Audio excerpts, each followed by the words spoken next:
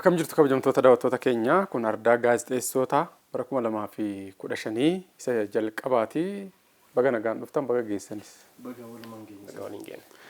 Hayyee daawwattoota keenya ajandaan keenya har'a irratti mari'achuuf deemnu keessumattuu gabaasa miidiyaaleen idil addunyaa haala walitti bu'iinsa naannoo kaaba Itoophiyaa jiruu fi waraana marsaa sadaffaaf ammas TPLF banee jiru wal qabatee miidiyaaleen akkamitti gabaasaa jiru akkamitti ilaalaa jiru kan jiru irratti xiyyeeffanneetu yeroo qabnu keessatti qophii keenyan mari'achaatii turra.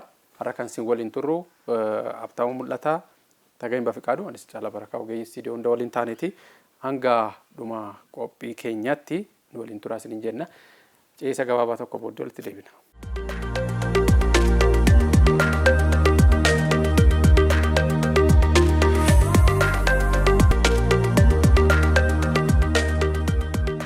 Walitti deebinee jirra daawwattoota keenya. Egaa keessattuu akkuma jalqaba irratti kaasnee TPLF ammas marsaa kanaaf egaa irra deebi'uudhaan waraana baneeti kan inni jiru. Ji'oota dheeraadhaaf mootummaan Itoophiyaa waamicha nageenyatti kan inni taasisaa ture. Rakkoon naannoo san ture karaa nagaatiin akka hiikkatuu fi darbees immoo koreen ministeera muummee itti aanaadhaan hoogganamu kan nagaa naannoo sanitti buusuudhaaf mootummaa federaalaa irraa qindaa'ee jira.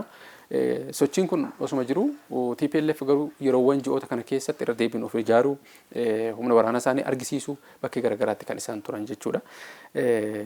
Kanaaf ammas torbeewwan muraasa dura irra deebiin carraa sanitti fayyadamuudhaan waamicha mootummaan taasisaa ture of duubatti dagachuudhaan waraana kan inni bane jechuudha. Naannoo daangawwan naannoo Amaaraatiin wal daangessuun miidiyaaleen addunyaa immoo keessattuu dhimmoota kana jalqaba irraa kaasee akkamitti ilaalaa turan kan jedhu waa muraasa kaasneetu haalli qabatamaa amma jiru immoo miidiyaaleen akkamitti ilaalaa turanii kan jedhu kaasna.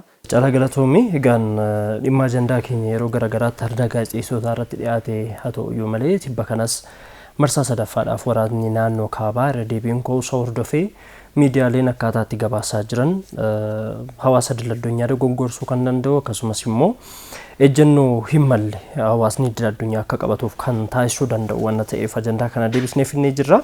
Egaan xiqqoo ishee boodatti deebinu waraanni kun akkuma jalqabeen miidiyaaleen alaa akkamitti gabaasaa turan kan jedhuu fi hawaasni Itoophiyaa hundi isaanii ni beeku gara kam dhaabbatanii yookaan gara kamiif looganii akka gabaasaa turan gama kam akka himataa turan gama kam immoo akka yakkamaa taasisaa turan hundumti keenya ni beekna. Egaan maddi odeeffannoo isaanii aangawoota TPLF namoota naannoo Tigraay qofaadha.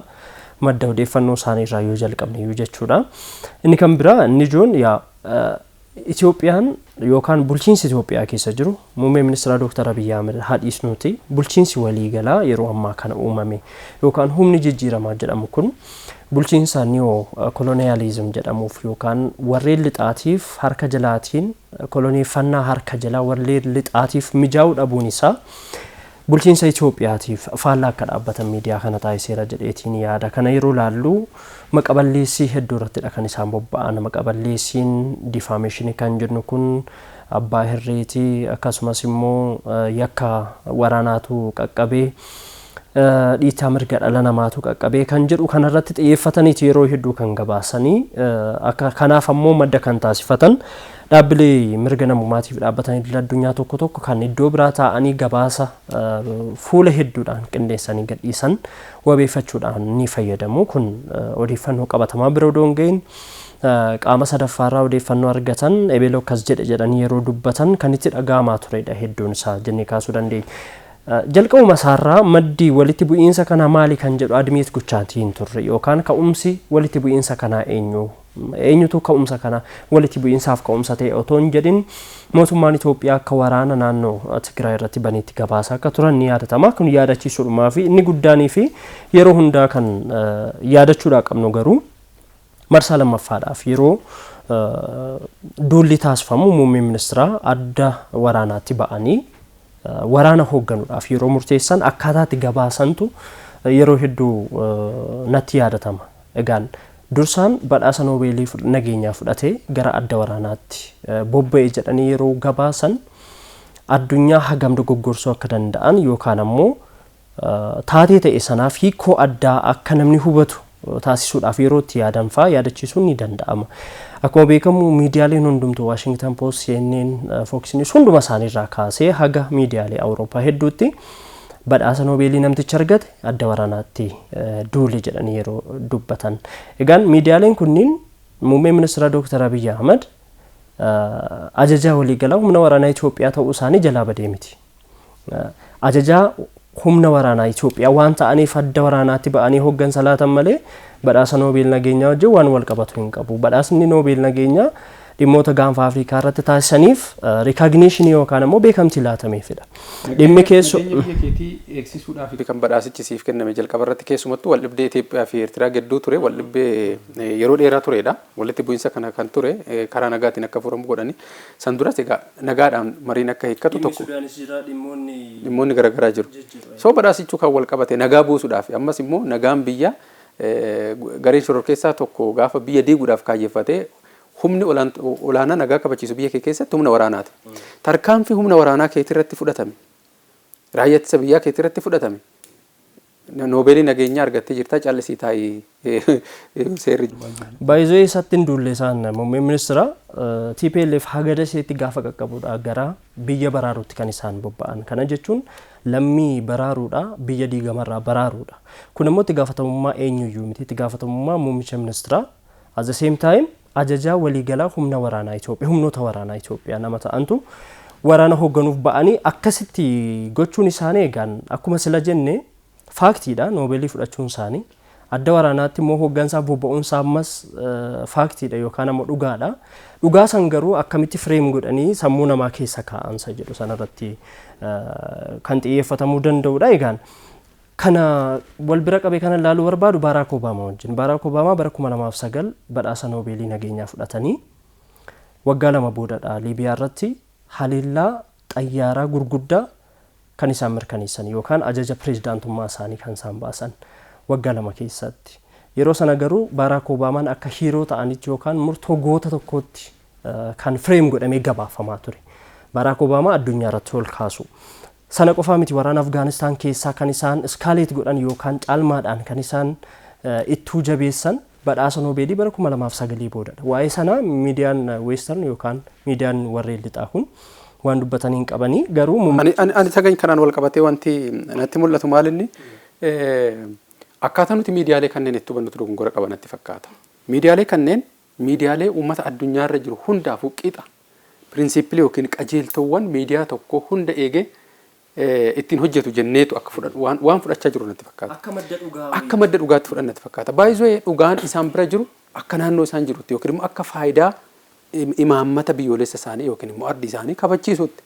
Waa xiqqoo tokko dabalee gara Habtaamutti deemna. Egaan haaluma wal fakkaatuun Somaaliyaa keessatti wantootni murteessan Obaamaan akkasumas immoo naannoo Zimbaabuweetti imaammatni biyyootni lixaa hordofaa turan kallattiidhumaan miidiyaaleen warreen lixaa wantoota hojjetan irratti hundaa'eeti.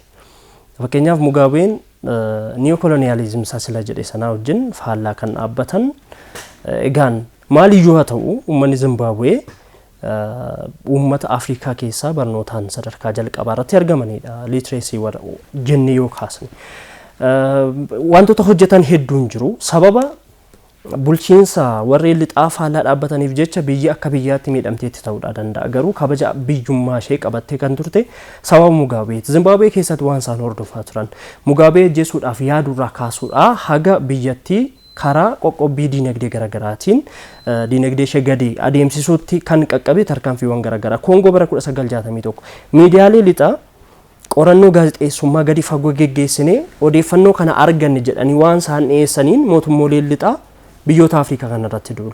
Wal fakkeenya kan inni qabaatu maalinni akkuma sila kaaste poolisii alaa yookaan tarsiimoon alaa biyyoota lixaa sun fedhii miidiyaalee irratti ni calaqqisa kallattiidhaan. Fedhii miidiyaalee irratti yeroo calaqqisu hawaasa idil addunyaa ilaalcha isaa jijjiirta. Hawaasni idil addunyaa ilaalcha isaa yeroo jijjiiramu tarkaanfii biyyoonni lixaa biyyoota Afrikaa irratti fudhatan kun tarkaanfii sirrii akka ta'ettidha sammuu namaa keessatti kan inni kaa'amu. Kanaafiyyuu miidiyaaleen lixaa kun Itoophiyaas dabalatee biyyoota Afrikaa amma tuttuqees dabalatee bulchiinsa biyyoota Afrikaa tokko tokko waliin maaliif faallaa dhaabbatu miidiyaalee yeroo jedhamu inni ijoonsaa bulchiinsa kolonii harka jalaa bulchiinsi keessoo hin fudhanne gaafa uumamu miidiyaaleen kunniin completely gara diinummaatidha kan isaan darban.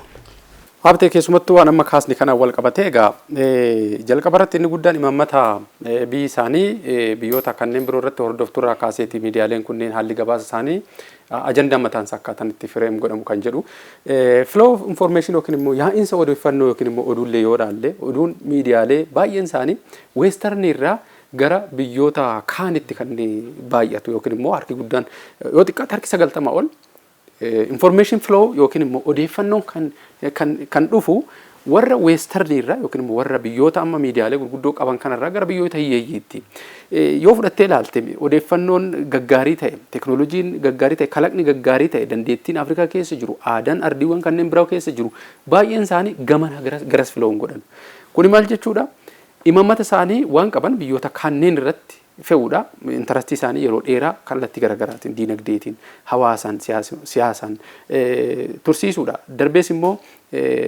biyyoota kanneen kalcharii isaaniitiin doomineet godhanii jiraachisuudha aadaa isaaniitiin yoo fudhanne biyyoonni amma hedduun Afrikaa ardiileen Afrikaa keessa kan jiran biyyoonni hedduun isaanii kolonii biyyoota garaagaraa keessa kan isaan turan ammas hedduun isaanii aadaa sana qabatanii kan itti fufan baay'een isaanii jiru. Ardiiwwan kunneen akka ilaalcha isaaniitii fi falaasama isaanii jalaa akka ba'an hin barbaadan. Miidiyaawwan kunneen jalqabbii isaanirraa kaasee odeeffannoo sirrii namoota isaan daawwatan bira qaqqabsiisuu mannaa yookiin immoo filannoo jalqabaa isa sana taasisuudhaan mannaa kan isaan taasisaatii turan yookiin immoo kan isaan ittiin beekaman kallattiidhumaan fedhii isaanii akkaataa ittiin raawwachiisan akkaataa ittiin dabarsan godhameetiin kan inni hojjetamu. Egaan adeemsa kana keessatti sadarkaa addunyaatti biyyoota jiran keessatti lammiileen jiraatan mataan isaaniitu miidiyaawwan kunniin miidiyaa amanamoo akka ta'an akka amananiif taasifameetiin kan inni jiru. Kutaan hawaasaa bakka kamittuu jiru odeeffannoowwan miidiyaa gurguddoo jedhamaniiti yaamaman kanneen akka BBC, CNN fa'a kaasan, Aljazeera fa'aati kaasanii oduu qabatamaa yookiin oduu sirrii akka ta'e akka amananiif dursee hojjetameetiin kan inni jiru jechuudha. Oduun isaan madaallii isaan eegganne tamsaasaniitii jiranii fi oduu madaallii isaa eeggameetiin biyya tokko keessaa miidiyaan gabaas tokko wal bira qabdee gaafa ilaaltu namoonni amanuudhaaf kan dursan miidiyaawwan addunyaa kunneen kan isaan kaasan sana jechuudha. Isaanis waan kana waan beekaniif akkaataa barbaadaniin wanta fedhan akkaataan itti gabaasan jira jechuudha. Egaan seenaa isaanii gaaf duubatti deebiteetiin hin ilaaltu biyyoonni miidiyaawwan kunniin biyyoota keessatti akka fedhii isaaniitti kan isaan galanii biyyoonni sunniin akka ilaalcha isaaniitiin yookiin immoo fireemii isaan ittiin bocaniitee jiran san keessatti akka socho'aniif haalli itti dandeessaatii turan jira. Egaa miidiyaawwan kunniin durdubee isaaniitiin wantoonni hedduun jiran eenyuun hoogganamu eenyutu isaan hoogganaa qaamota akkamii wajjin hariiroo qaban kan jedhu gaafa ilaaltu waa hedduutu jira. Mootummoota addunyaa sadarkaa addunyaatti dinagdeedhaan badhaadhanii fi addunyaa akka fe'an godhaa jiran kallattiidhumaan isaaniin kan hoogganaman ta'uunis kan beekamu ta'eeti jechuudha. Kanuma wajjin wal qabatee biyyoonni birmadummaa qaban akkuma beekamu biyyoonni birmadummaa isaanii kabachiisuudhaaf nageenyaaf tasgabbii seera kabachiisuudhaaf wantoota garaagaraa ni hojjetan. Sun akkuma jirutti ta'ee garuu keessattuu biyyoota addunyaa tana ni hoogganan yookiin immoo akka fedha isaanii ni taasisan jedhamaniiti yaadaman sanniin yaada faallaa ta'e yookiin immoo yaada isaanii fudhachuu gaafa didan biyyoonni kaawwanii kallattiidhumaan miidiyaawwan kanneen fayyadamanii oduu sabaa madaallii hin qabaanne tamsaasuudhaan waan fedhan waan barbaadan sana akkaataan itti raawwatan jira. Kuni dhiyeenya kana keessatti biyyoota Arabaa ispeeshaalii kan Afrikaa ta'anii dhiiga Arabaa qaban wajjin wal qabatee kan akka Tuniiziyaa fa'aa kaasuun danda'ama. Irra jireessa immoo biyya akka Liibiyaa egaan bara Gaadaa fi Liibiyaan maal akka turte garuu Gaadaafi irratti maqaballeessi akkamii akka geggeeffame achi booddee immoo wanta dhufe hunduu waan beeknudha. Ammaan tanatti biyyi sun maal keessa jirti kan jedhus waan beekamu. Liibiyaan har'arra akka argamtuuf yookiin immoo biyyiti sun ammaan tana tokkummaa dhabdee akka jiraatuuf kan ishee dandeesse miidiyaa lixaati. San qofa miti. Iraaq keessatti egaa Saadaam Huseen bara Saadaam Huseen biyyi sun biyyi lammiilee isheetiif akkamitti mijattu taate sun akka hin taane kan taateef Saadaam Huseen egaa yookiin mootummaan yeroo sana meeshaa waraanaa jumlaadhaan nama fixu hojjechaatee jira oduu sobaa jedhurraa ka'uuti. Egaa Ameerikaan biyya sana keessa seentee wanni hundi erga dhumatee booddee I think Washington Post natti fakkaata miidiyaan sun sila amanamaa ture yookaan sanaan duratti wanta gaazexeessituun miidiyaa sanaa garuu mootummaan Saadaam Huseen wanta kana akka qabu erga himtee booddee wanti sun raawwatamee Ameerikaan waan feetu gootee booddee erga wanti hundi dhumatee booddee garuu wanti jedhame sun hin jiru. Gaazexeessituun sunis dhiifama gaafateeti turte booddee yaa dhiifamni ishee maal fide kan jedhu akkuma jirutti ta'e gara biyya keenyaatti gaafa dhufnu kaa wantoota akkanaa kana wajjin akka wal qabsiistu si dirqisiisa. Sababbiin isaa gareen shoror keessaa TPLF garee shiraati jalqabumarraa.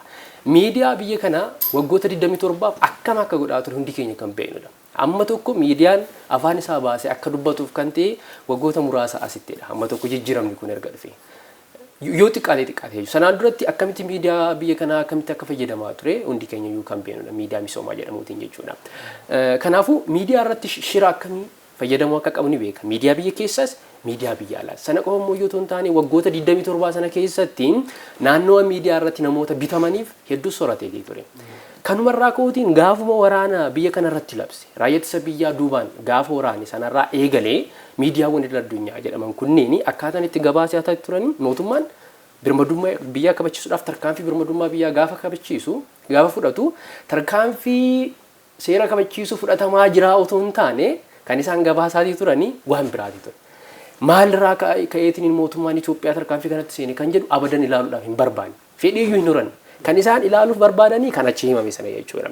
Egaan inni kun fedhii hedduu dantaawwan hedduu qabaachuurraa kan ka'e akka ta'e ni beekama.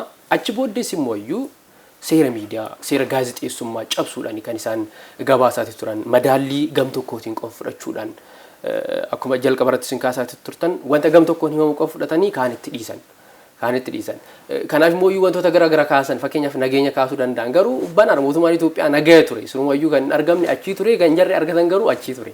Siigalee isaan sana fudhatanii garuu akkaataan itti gabaasaa turan kan nama dinqudha. Waan muraasa itti dabalee xumuruudhaaf yaada kana goolabuudhaaf miidiyaawwan kunneen waa baay'ee akka yaadduuf kan si godhu yookiin immoo akka shakkituuf kan si godhu wantoota haasa'aman kunneen sirriidha akka jettuuf kan si taasisu maal akka ta'e beekta. Miidiyaa idil addunyaa jennee yaamnu akka fakkeenyatti kaasuudhaaf CNN egaa oduuwwan madaallii hin qabne kan oduu Itoophiyaa irratti oduu hedduu hojjeteeti jira. Dookumantarii kijiba waan tokko bu'uura hin qabne hedduu hojjeteeti jira biyya kana keessatti waggoota lamaan darbanitti jechuudha. CNN waan tokko waa'ee Itoophiyaa keessatti waa'ee kaabaa kana gaafa haasa'e garaagarummaa daqiiqaa muraasaatiin miidiyaawwan kunneen haala sidiin kun walirraa fuudhaniitiin kan isaan gabaasan jechuudha. Garuu fakkeenyaaf yaamicha nageenyaa Itoophiyaan mootummaan Itoophiyaa kaasu garuu kan kaaseetiin akkatti Itoophiyaan kana jettee even otoo dhaga'anii iyyuu waan sana gara akkamitti kan isaan gabaasan kan jedhu kan gaafii keessa nama galchudha. Kanaafiyyuu dhaabbileen kunniin dhaabbilee fedhii isaanii biyyoota irratti biyyoota birmadummaa qaban irratti sanuu gaggeessuudhaaf kan yaalanidha. Wantoonni isaan hojjetan immoo iyyuu keessattuu gabaasileen isaan tamsaasanii kan fudhatamummaa isaanii hanqisaa akka jiru odeeffannoowwan garaa ammaan tanatti ba'aa jiran ni jiran. Sababbiin isaa fedhii isaanii keessattuu immoo iyyuu gama dinagdeetii fi siyaasaatiin jiru qofa namarratti fe'uudhaaf biyyoota irratti fe'uudhaaf kan isaan socho'an ta'u wajjin wal qabatee jiru waan ta'eef jechuudha. Egaan dhimmoonni kunniin fudhatamummaa isaanii hanqisaatiin kan isaan jiranii garuu wantoota kanneen gaafa ilaaltu keessattuu seera miidiyaa akkaataa isaan cabsaniitiin bal'inaan itti mul'atutu kan inni jiru. Yeroo tokko dookumantarii BBC'n akkamitti lammiileen Chaayinaa hiyyummaa keessaa bahuu danda'an kan jedhu kan gabaasaatiin ture. Egaa Chaayinaa keessatti bakkeewwan hedduun isaanii lafa baay'ee rakkisaa ta'e keessa fa'aa lammiileen hedduutu jiraata. Gammoojjii baay'ee daandiitti as bahuu dhufuu kiiloomeetira meeqa hedduu deemtee gamadaan bu'anii iddoowwan holqa gurguddaa keessa namoonni baay'inaan jiraatu. Chaayinaan waggaan karoora namoota miiliyoona 10 ta'an hiyyummaa keessaa baasuudhaaf kan isheen hojjettu keessattuu iddoowwan rakkisaa jiran kana keessaa bakka gaarii ta'e dhaabbilee fayyaa ijaaramanii manneen barnootaa ijaaramanii magaalaa ammayyaa ijaarteetu lammiilee sana achi keessaa baasti. Dookumantarii kanaan wal qabateetu BBC'n hojjetee ture. Sochii mootummaan Chaayinaa waggaatti namoota miiliyoona 10 hiyyummaa keessaa baasuudhaaf mandara ammayyaa magaalaa ammayyaa ijaaree naannoo sanitti qubsiisuudhaaf deemuu miti taargeetiin isaanitti dookumantarii isaan hojjetan. Na ajaa'ibsiisaa ture. Uummanni sun riziistii godha ture. Bakka saniin baanu jireenyi keenya asuma nutti tolee jira jireenya gaariidha kan jedhu. Namoota haalli jireenya isaanii naannoo sanitti itti mijate bakka jireenya isaaniitii namoota san buqqisuu miidhaan irra ga'uu danda'a maal kan jedhu malee mootummaan Chaayinaa maal yaadeetu lammiilee sana bakka sanii baase jireenyi wal bira qabanii jireenyi isaanii hagam fooyya'aadha yoo garana dhufan kan jedhu irratti xiyyeeffatee faayidaa argamuu ni ilaalu. Faayidaa argamuu ni ilaalu. Kanaaf miidiyaalee kanneen yoo ilaallu gara Afrikaatti as finnee yoo ilaallu ani yeroo baay'ee na dinqa. Dookumantariiwwan baay'ee hojjetu. Akkamitti ardiin Afrikaa teknooloojiidhaan karaa kamiin deemtee guddachuu dandeessi?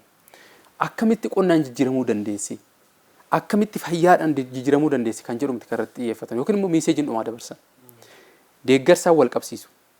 akkamitti deeggarsi akka kennamuu danda'u rakkoo naannoo san jiru wal qabsiisee rakkoon nageenyaa yoo jiraate akkamitti rakkoo nageenyaa kana keessa ba'uu danda'u kan jedhu miti rakkoon nageenyaa sun garamitti babal'achuu danda'a kan jedhu yookiin immoo akkamitti rakkoon kun babal'ata kan jedhu dhimmoota akkasirratti kan isaan xiyyeeffatanii hojjetan yeroo baay'ee kanaaf jalqabumarraa kaasee haalumti miidiyaalee kanneen hubachuun hedduu barbaachisaadha. Bu'uurumti isaanii maali? Akkamitti ardiiwwan kanneen ilaalu kan jedhu sirriitti hubachuun barbaachisaadha. Kan biraa odeeffannoo yookiin immoo miidiyaa tokko murteessan madda odeeffannoodha. Fakkeenyaaf dhimma waraana TPLF yeroo garagaraatti kaasu kana wal qabate madda odeeffannoo akkamii fayyadamaa turanii kan jedhu osoo kaasnee ilaallee natti tola. Maaliif yeroo garagaraa miidiyaaleen kunneen BBC haa ta'u Aljazeeraa, Bloomberg, CNN, France 24 waan isaan gabaasa turan baay'een isaanii mootummaan Itoophiyaa naannoo sanitti odeeffannoo akka hin arganne sararri odeeffannoo cufaa ta'ee siin jedhu. Naannoo Tigraay garuu kan isaan fudhatanii naannoo san immoo gabaasni isaan dhiyeessan immoo kan gara tokkotti jallate yookiin immoo soorsii warra TPLFtti dhiyeenya qaban qofadha. Isaan bu'uureffatanii odeeffannoo san gabaasu. Gama biraatiin immoo akkaataan odeeffannoo itti argatan rakkisaa ta'ee siin jedhu. Kun maal jechuudha? Asumattuu waan wal dhahaadha kan isaan gabaasaa jiran jechuudha. Kanaaf faayidaan isaan qaban yookiin immoo faayidaan isaan irratti bu'uureffatanii gabaasa kanneen dhiyeessan soorsii TPLF qofa irratti bu'uureffatanii bal'inaan gabaasa isaanii dhiyeessaa akka jiran ammallee kaasuu dandeenya. Tibbana nageenya mootummaan Itoophiyaa yoo xiqqaate ji'oota 5 ji'oota 6 oli waamicha nageenyaatiif kan karribaname yeroo dheeraadhaaf ture. Mootummaan Itoophiyaa eessattis yoomittis eenyu bakka kamittis marii nageenyaa kana geggeessuudhaaf haal duree tokko malee karribanaadha kan jedhu mootummaan kaase. Kanaafis koree qindeessa. Dhimma san irratti miidiyaan addunyaa bal'inaan gabaasee yoo ilaallee jiru. Mootummaan Itoophiyaa sochii akkasii taasiseera waan gabaabduu yookiin immoo Tiwiitaraan sarara 2 sarara 3 waan akkasiitiin alatti dhimma kanaan wal qabatee rakkooleen kun akkamitti furuu danda'u kan jedhu diiteeloon isaan gabaasanii jiru. TPLF garuu gaafa waamicha nageenyaa cabsee amma sirra deebiidhaan tarkaanfii waraanaa fudhatee weerara jalqabu gaafa inni rukutamuu jalqabu tootaalii miidiyaaleen kunneen iyya jalqabanii jiru. Haala qabatamaa amma jiru kana wal qabsiisnee yoo ilaalle mee kan akkamitti ilaalta taganyatti? Oduun gaaffii amma jettetti hin seenin dura waa'ee miidiyaaleen lixaa kun eenyuun hoogganamu kan jedhu ilaaluun barbaachisaadha. Eenyuun hoogganamu gaafa jennu namoota warraa globaalist jedhaman. Globaalist yeroo jennu ilaalcha addunyaa yookaan ammoo addunyaa irratti influencer ta'anii yookaan warreen dhiibbaa geessisan ta'anii warreen jiraachuu barbaadaniin kan hoogganaman. Fakkeenya kaasuu dandeenya paartiin ciccimaan Ameerikaa keessa jiran lamman Riippablikaanii fi Dimokiraat kan jedhaman miidiyaa mataa isaanii hoogganan qabu. Indirectly kan hoogganan. Hoogganaa iddoo sanatti kan ramadu isaanumadha. Indirectly isaanumatu hooggana jechuu dandeenya. Bara bulchiinsa Dimokiraatotaatti CNN addunyaa kanarratti waan fedheedha kan inni taasisu. Bara bulchiinsa Riippablikaanii Fox News waan barbaadeedha kan inni jedhu. Biyyuma sana keessatti iyyuu qoqqoodiinsa uumuurraa kaasee jechuudha. Kanaafiyyuu warreen globaalist jedhaman kun miidiyaalee lixaa harka 90 ta'uu isaantu to'ataadha kan jedhu qorannoowwan tokko harka 90 miidiyaalee lixaa to'achuun isaanii akkuma sila jenne tarsiimoo hariiroo alaa isaanii karaa parsantaa 90 sana miidiyaa 90 sana miidiyaalee to'atan sanaan kan addunyaa irratti bittinneessan. Kanaafiyyuu Ameerikaa keessatti wanti amaleeffatame tokko jira. White House Correspondents Dinner kan jedhamu jira. Yookaan irbaatni affeerraa irbaataa korrespondantoota White House keessaa miidiyaalee lixaa hundumtuu korrespondantoota qabu. Jarreen kanaaf irbaata qopheessuu pireezidaantiin biyyattii bulchu ni argama iddoo sanatti galgala sanagaan marii garaagaraa taasifamaa faniidha yookaan ammoo qoosaadhaan galgala sana dabarsu. Sun garuu meeseejii guddaa qaba baay'ee. Korrespondantoonni hundi sun bakka itti pireezidaantii wajjin wal arganii pireezidaantii sana chaalenjii gochuudhaaf haala hin dandeenyettidha kan isaan affeeraa irbaataa affeeramanii kan isaan ba'an. Kana jechuun egaan pireezidaantiin sun sana taasisuun korrespondantoota kana qabateetu waan White House keessaa ba'u hundumasaa addunyaarra kan inni bittinneessu.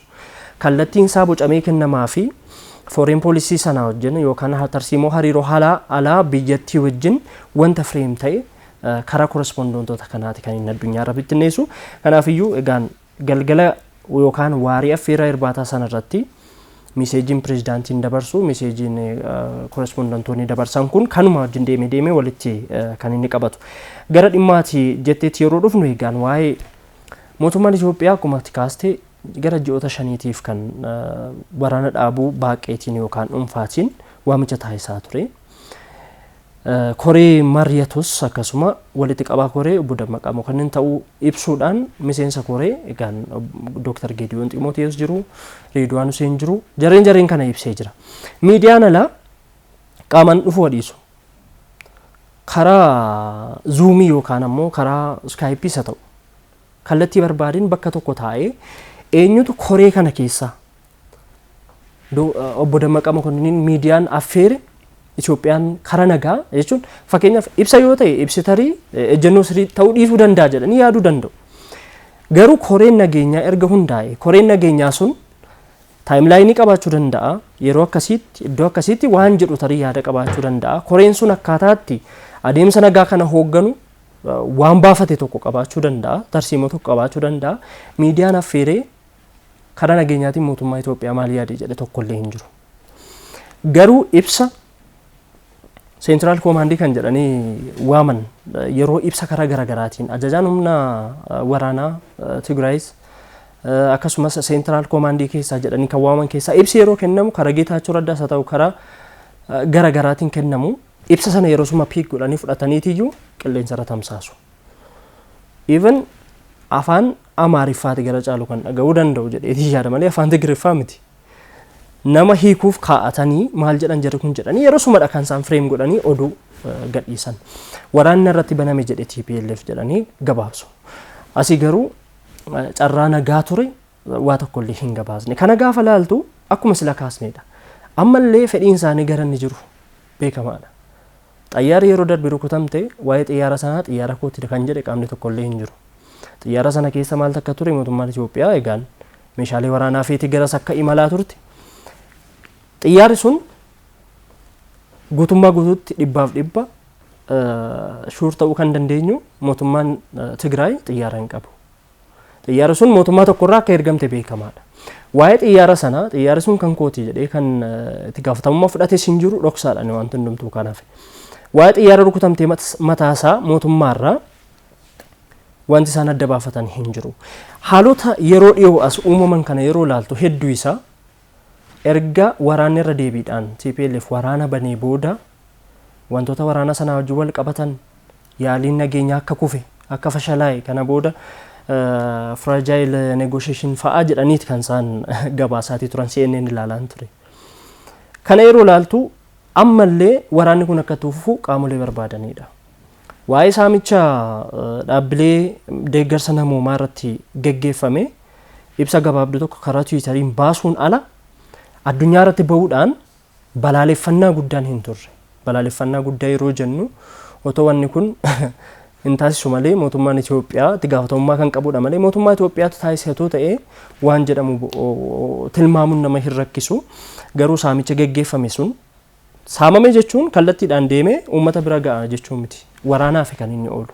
Sana kan balaaleffate qaamni UNs haa ta'u qaamni kan biraallee kan balaaleffate hin jiru. Kana yeroo laaltu fedhiin isaanii ammallee Itoophiyaan nagaa akka hin taanedha. Tagay wanna tamma kaastee wal qabatee keessattuu gabaasni miidiyaaleen kunneen dhiyeessanu soba guutumatti wanti si jechisiisu wantoota baay'eetu jira. Waan amma tagay kaase seera kana kan baase isaan dhaabbilee UN seera idil addunyaa hedduu baasanii jiru. Mirga namummaatti waan wal qabatu. Mirga qubattootaatti waan wal qabatu. Warra kooluu galtootaatti waan wal qabatu. Mirga dhaabbilee deeggarsaatti waan wal qabatu. Keessumattuu akkasumas immoo dhaabbilee tajaajila hawaasummaatti wal qabate waraana keessatti waan ta'uu hin malle yookiin waan godhamuu hin malle wal qabate waan isaan baasan jiru. Seeronni isaan baasanii raggaasifamee hojiirra oolaa jiru kun TPLF gaafa cabaa ture miidiyaaleen gabaasanii jiru. Fakkeenya salphaa fudhachuu dandeenya. Yeroo darbee TPLF gara waraana kanaatti gaafa galu saamicha dhaabbata nyaata addunyaa irratti kan inni geggeesse. Mankuusaa dhaabbata nyaata addunyaa irratti kan inni geggeesse. TPLF saamicha kana gaafa geggeessu maal ittiin gochaa ture? Dargaggeessa itti waraanatti geessaatiin ture. Keessattuu nyaata kana dargaggeessaaf yookiin immoo hawaasa naannoo saniif hawaasa nyaata barbaaduuf ga'oosoo qabu nyaata irraa kutuudhaan gara waraanatti yookiin immoo gara dirree waraanatti yoo deemtan malee nyaanni isiniin kennamu kan jedhu kan ittiin geggeessaatiin ture. Darbee boba'aadha kan inni saamaatiin ture. Kanaan wal qabatee ibsuma gaggabaabduu amma tagay kaasee baasurra darbee sadarkaa amma gaafa TPLF gareen kun rukutamuu jalqabutti iyyamu kana iyyamaatiin ture. Lammaffaa qorannoon dhaabbata mirga namoomaa addunyaa fi darbees kan Komishinii mirga namoomaa Itoophiyaa waliin ta'anii baasan waan garagaraati armaan dura kan TPLF wal qabatee miidiyaaleen hedduun addunyaa kan CNN dabalatee Aljazeeraa dabalatee gabaasatii kan isaan turan. Mootummaan deeggarsa namoomaa akka meeshaa waraanatti fayyadamaa ture, beela akka waraanatti fayyadamaa ture, ajjeechaa jumlaatu raawwatamaa ture kan jedhu jalqaba ture. Fireemingii kanatu ture. Miidiyaalee kanneen irratti bal'inaan kan deemaa ture.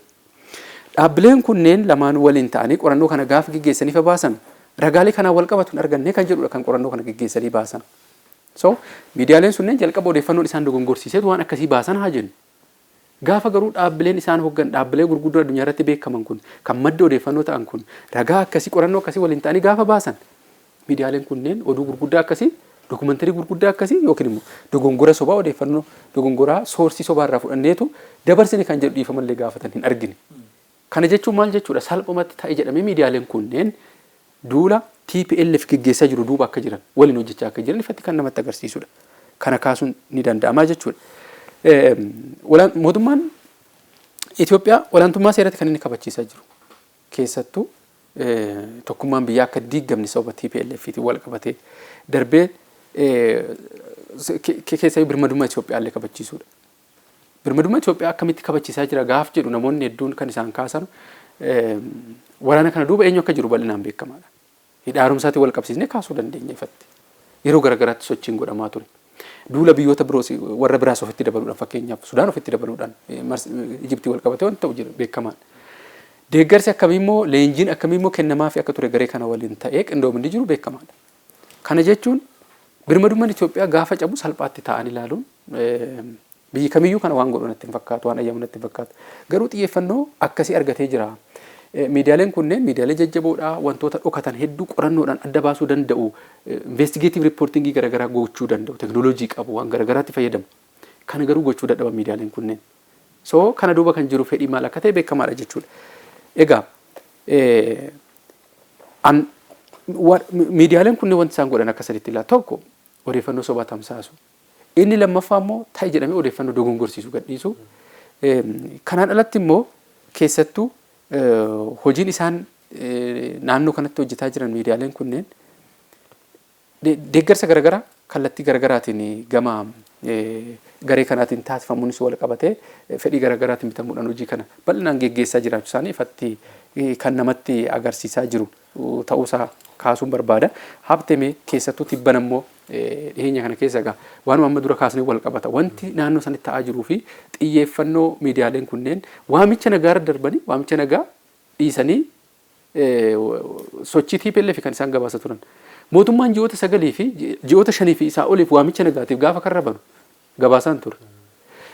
Waraana banee engadda gidduutti gaafa rukutamuu jalqabu TPLF immoo gamtaan Afrikaa kan hoogganu marii nageenya kan munan fudhadha kan jedhu kaase ajandaa guddaa kan ta'eessa. Maaliif mootummaan Itoophiyaa ji'oota 5 fi koree hundeessee gaafa nagaadhaaf waamicha dhiyeessu ajandaa ta'uu dadhabe TPLF waraana banee waraana gidduutti immoo gaafa rukutamuu jalqabu maaliif immoo waamichi nageenyaa sun ajandaa ta'uu danda'e kan jedhu hakan.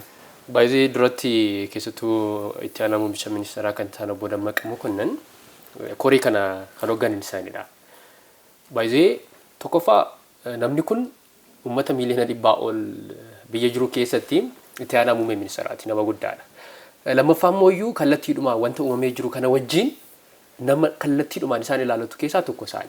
Namni isaanitti dhiyaateetiin keessattuu miidiyaawwan idil addunyaa jedhaman keessa kallattii kamiinuu haalota kamiinuu dhiyaataniitiin waa beekuudhaaf yookiin immoo waa hubachuudhaaf qaamni yaalan jiru. Akka gaazexeessaatti akka miidiyaatti fakkeenyaaf nuti waan biyya kana keessatti dhimmoota garagaraa ni ilaalla. Waan xiqqoo waan ta'ani gaafa waan sana hojjennu dhimmamtoota kallattii kamiinuu jiran dubbisneeti oduu san kan hojjennu jechuudha. Kanaafiyyuu nama kana dubbisuun barbaachisaa ta'a.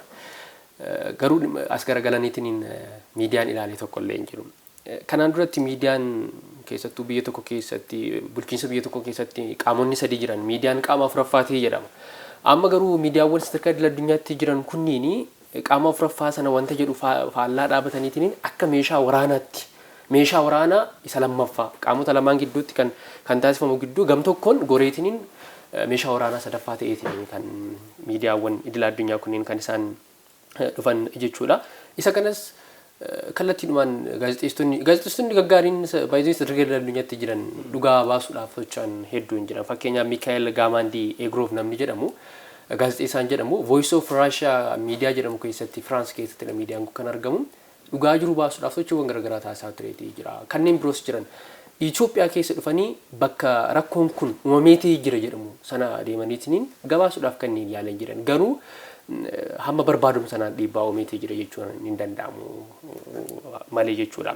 Sana qofa otoo hin taane dhaabbileen Itoophiyaa keessa jiran yuunivarsiitiin fakkeenya yuunivarsiitiin Gondar wantoota naannawa sanatti keessattuu gara walqaa'ixa gadee naannawa sana jiran wajjin wal qabate gara maayikaadiraa kanatti wantoota uumamaa wajjin wal qabate odeeffannoo qabatamaa namoota egaan lafee ilmaan namaa jechuun namoota armaan duratti qaama kanaan ajjeefaman baastee qabatamaa itti agarsiisa fudhachuu yoo didan maal jetta wanta qabatamaa kunooti lakkooftee jechuudha fedhii biraattu jira jechuudha sii galee fedhii biraattu yeroo jechuudha akkuma caalaan kaaste Itoophiyaa keessatti karri hedduun jira odeeffannoo argachuudhaaf waa'ee waraana kaabaa kanas ta'ee dhimmoota garaagaraa beekuu yoo barbaadde carraan jira banaadha wanti jechuudha. Sirumaayyuu naannawa sanidha kan carraan hin jirre wantoota kana beekuudhaaf. Haa ta'uuti kan gabaasan kallattiinumaan naannawa sanii wanta argatan qofadha. Miidiyaawwan isaan ittiin propaganda isaanii ittiin calaqqisan Tigray TV kaasuun danda'ama DW deemsa wayyaanii isa jedhamu sana fa'a irratti dhiyaataniitiin wanta haasa'an ni beekna jechuun isa wabeeffatu EBC yookaan immoo Addis Miidiyaa Neetwoorkii yookiin immoo miidiyaa biraa Itoophiyaa keessa jiru wabeeffachuudhaaf fedhii hin qaban wanti si ajaa'ibu sanadha isa santuutti dhiyaata ofii kana wajjin wal qabate wantoonni hedduun jira maaliif wanta kana raawwatan kan jedhu wajjin wal qabate jechuudha. Egaan akkuma kee mootummaan Itoophiyaa keessattuu lammiileen nagayaan akka jiraataniif lammiileen keenya kan naannoo Tigraay jiran qonnaan bultoonni naannawa sana jiran qonna isaanii geggeessanii akkuma Itoophiyaanota kamittuu jiruuf jireenya isaanii akka geggeessaniif ijoolleen naannawa sana jiran barnoota isaanii akka hordofaniif sochiiwwan hawaas dinagdee garaagaraa naannawa sana keessa jiran akka socho'aniif wanta danda'u kamuyyuu nan raawwadha jedhee beeksisaa tureeti jira. Isa sana mooyyuu raawwachuudhaaf tarkaanfii fudhateeti jira malaalle. Wanti adda isa taasisu maalidha? Waa himuu qofa otoo hin taane tarkaanfii qabatamaan. Tarkaanfii sunis maalidha? Waraana gam tokkoon dhaabuudhaan harka isaa nageenyaaf diriirseetiin kan inni jiru. Sanuu dhibbaawwan biyya keessaatii fi biyya alaa hedduunis jiran baay'ee isaan isuma kanarraatu jechuudha. Egaa ji'oota hedduudhaaf nageenya wayyaa. Muummichi ministeeraa ba'aniitiin hamma himanitti jechuudha. Siigalee hamma muummichi ministeeraa himutti jechuudha.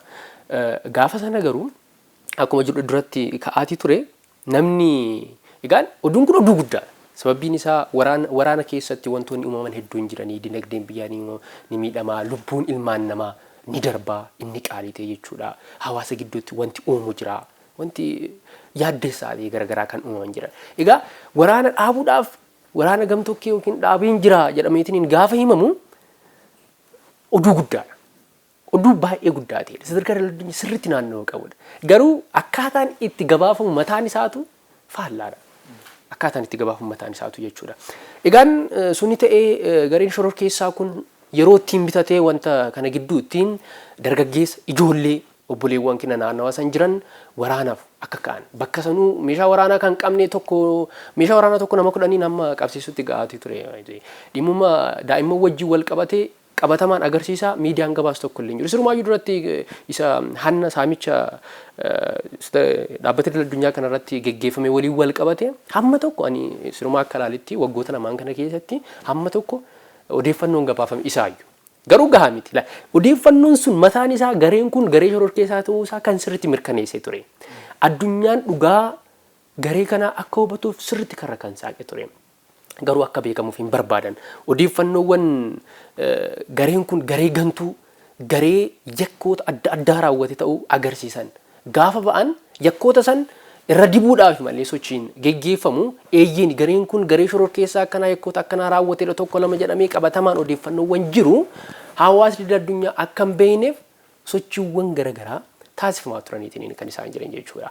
Mootummaan irra deddeebiidhaan wanti kun akka beekamu yaaleetee jira. Garuu hin jiru. Kun hundi kan ta'u egaa egaan jalqabumarraayyuu kaasaatti akka turre fedhii dugduubeedha kan isaan qabanii ajandaa odeeffannoo kennuu otoo hin taane ajandaa siyaasaa fi dinagdee isaan barbaadan wantoota isaan barbaadan namarratti fe'u kan isaan qaban ta'urraa kan ka'e wantoonni kunneen akka uumamaniif ta'ee jira. Asbiratti caala waa xiqqoo dabalee hin golamna.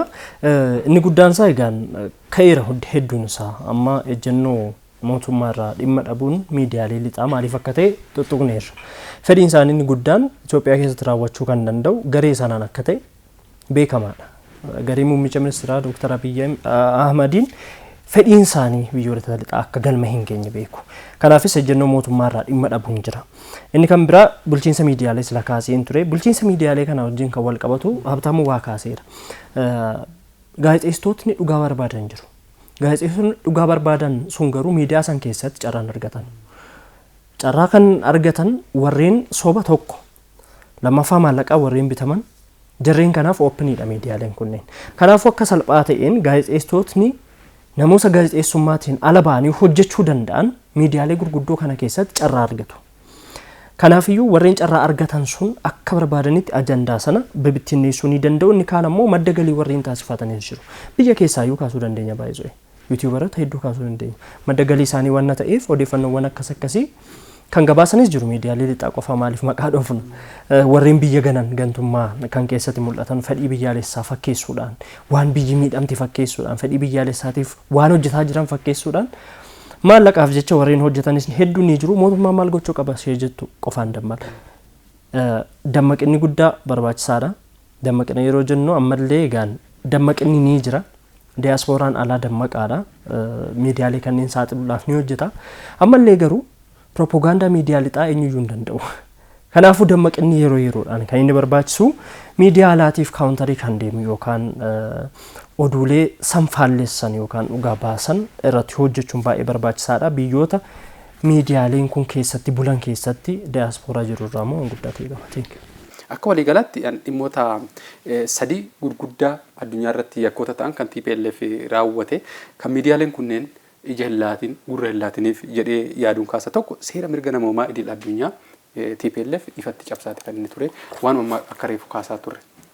Daa'imman waraanaaf hin geenye umriin isaanii barnoota deemuu qabu walitti qabuudhaan daa'imman gara waraanaatti ergaati kan inni ture.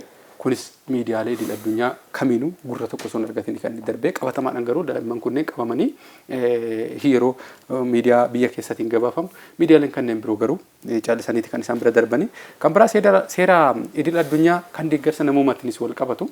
Jalqaba irratti mootummaan Itoophiyaa deeggarsa namoomaa beekaa cufee kan jedhu kaasaa turanii qabatamaan garuu deeggarsa namoomaa TPLF gaafa waraanaaf itti fayyadamu miidiyaaleen kunneen callisanii kan isaan laalaa turan. Gama biraatiin seera addunyaa kan baqattoota wal qabate baqattoota kolugaltummaadhaan naannoo kee jiran irratti eegumsa addaatti kan taasisuu qabdu. TPLF garuu naannawa sana irratti yakkoota garagaraatti kan raawwachaatiin ture. Gudeeduu, meeshaa waraanaatti rukutuu, gara waraanaatti oofuu waan kana wal qabate miidiyaaleen kunneen diiteel dhimmoota kanatti deemanii waan isaan gabaasan tokkollee hin argine. Kana bira darbees garuu akka ajandaatti dhimmoota marii nageenyaatiif TPLF kaasaa ture keessaa tokko bu'uuraalee misoomaa akka deebi'ee ijaaramu kan kaasu. Mootummaan Itoophiyaa bu'uuraalee misoomaa naannawa sanitti ijaarsisuudhaaf fedhii guddaadha kan inni qabaachaa ture. Jalqabumarraallee kaase.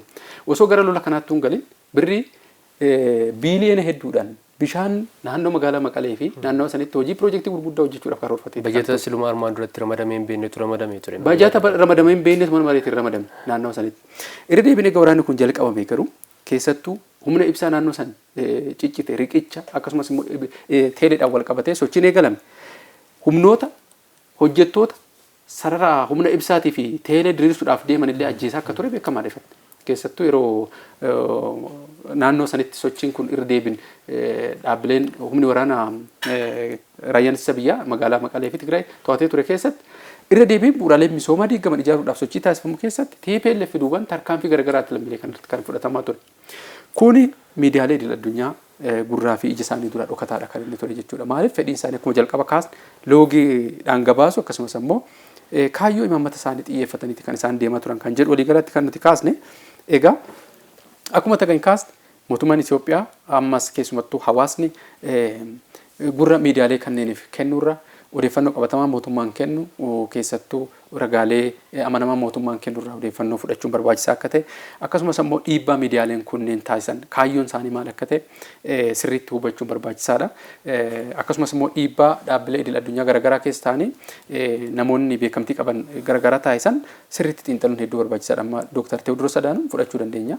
Daayireektara dhaabbata fayyaa addunyaa keessumattuu lola kana fa'aa gara Yukireen wal fakkeessutti wanti isaan deemaa jiran hedduu kan nama ajaa'ibsiisudha. Beekamtii dhaabbata sanarratti hoogganummaa qaban fudhatanii itti fayyadamanii olola akkasii kan isaan geggeessan addunyaa dhaabbata addunyaa bakka bu'anii garuu sochii akkasii geggeessaa akka jiran kanneen sirriitti hubachuu fi dhiibbaa taasisuun hedduu barbaachisaa akka ta'e walumaa galatti kaasuu barbaanna. Daawwattoota keenya mariin keenya ardaa gaazexeessitootaa kan har'aaf jenne keessattuu dhimma loogii miidiyaaleen akkamitti keessattuu waraana TPLF bane kana looganii gabaasaa jiru kan jedhu irratti xiyyeeffannee taasisaa turre.